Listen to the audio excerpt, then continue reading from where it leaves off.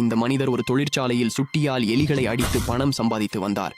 ஒவ்வொரு எலிக்கும் அவருக்கு 5% சம்பளம் கிடைத்தது. ஆனால் ஒரு நாள் வேலை செய்யும் போது அவரது கால் வழுக்கி அவர் நேராக ஒரு பெரிய கொதிக்கும் ஊறுகாய் தொட்டியில் விழுந்தார். அவர் வெளியே வருவதற்கு முன் மூடி திடீரென மூடப்பட்டு அந்த தொழிற்சாலை யாங்கன்றைக்கும் மூடப்பட்டது. தாராளமாக அவர் இறந்திருக்க வேண்டும். ஆனால் உப்பான ஊறுகாய் நீர் அவரை ஒரு மம்மியாக 100 ஆண்டுகள் முழுமையாக பாதுகாத்தது. 2 பிள்ளைகள் விளையாட வந்தபோது மூடியை திறந்தனர். ஹெர்ஷல் தனது தூக்கத்திலிருந்து விழித்தார். முழுமையாக இளம் மற்றும் ஆரோக்கியமாக. மருத்துவர்களுக்கே அவரை பார்த்ததும் அதிர்ச்சி அடைந்தனர். ஹெர்ஷல் அவர்களிடம், என் மனைவி எங்கே என்று கேட்டார். அந்த பதில் அவரை உடைத்துவிட்டது. அவர் 80 ஆண்டுகளுக்கு முன் இறந்தார்.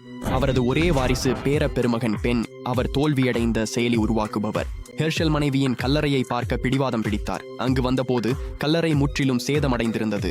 அதன் மேல் ஒரு பெரிய வாட்கா விளம்பரம் காட்டப்பட்டிருந்தது. மனைவியின் கல்லறைக்கு இப்படி அவமதிப்பு நடந்ததை பார்த்த ஹெர்ஷலின் கோபம் உச்சத்துக்கு சென்றது. அவர் அந்த விளம்பர பலகையை கிழிக்க முயன்றார். ஆனால் கோபத்தில் பணியாளர்களை அடித்து சிறையில் முடிந்தார்.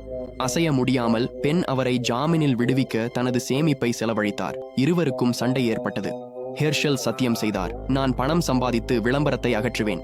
பிரச்சனை என்னவென்றால் அவரிடம் காசில்லை.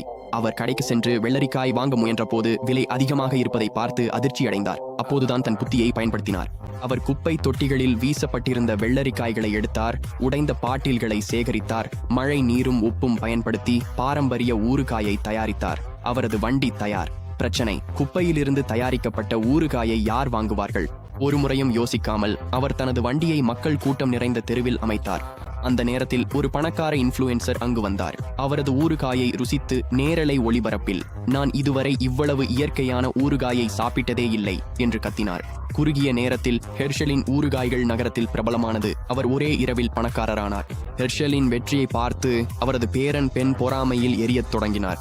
பகை தீர்க்க அவர் சுகாதாரத்துறைக்கு அழைத்து, ஹெர்ஷலுக்கு உரிமம் இல்லை, அவர் குப்பையிலிருந்து ஊறுகாய் செய்கிறார் என்று புகார் செய்தார். ஆய்வாளர் கடையை மூடுவதாக மிரட்டினார் மற்றும் புதுப்பிப்புக்காக $25,000 கேட்கினார். ஹெர்ஷலிடம் அந்த அளவு பணம் இல்லை. நான் ஊழியர்களை சம்பளம் கொடுத்து முடியாது. நீங்க இன்டர்ன்களை எடுக்கலாம். ஆமா.